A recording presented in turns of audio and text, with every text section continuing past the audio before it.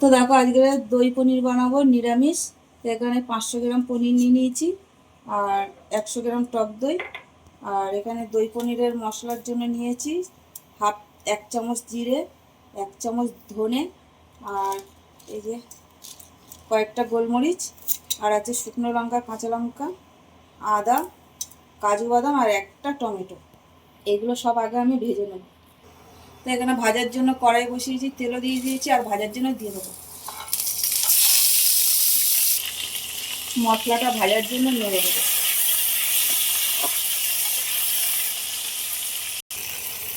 মশলাটা ভাজা হয়ে গেছে, আর এবার নামিয়ে নেবো। আপনার যাবে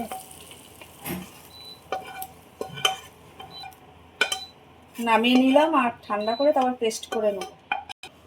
দেবো হলুদ, দেবো নুন। নুন হলুদ দিয়ে খুব ভালো করে মেখে নেব। এবার ভাজার জন্য দিয়ে দেবো।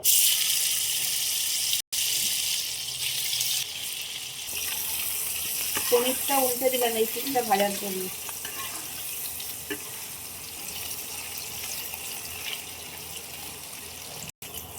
পনির ভাজা হয়ে গেছে, আর এবার উঠিয়ে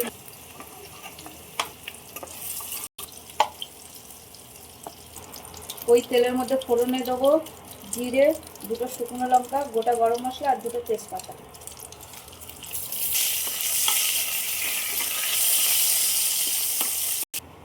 পেস্ট করা মশলাটা দিয়ে দিলাম।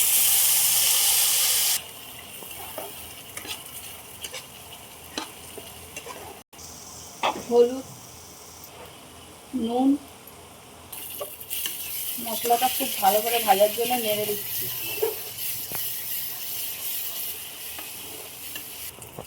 এবার টক দইটা দিয়ে দেবো। টক দই দিয়ে খুব ভালো করে নাড়বো।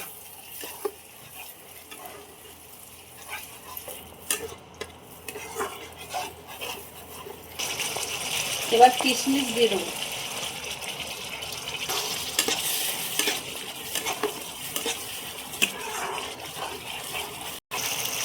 স্বাদ মতন একটু চিনি দিয়ে দেবো।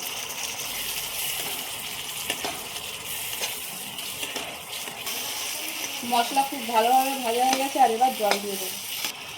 জল দিয়ে দিলাম।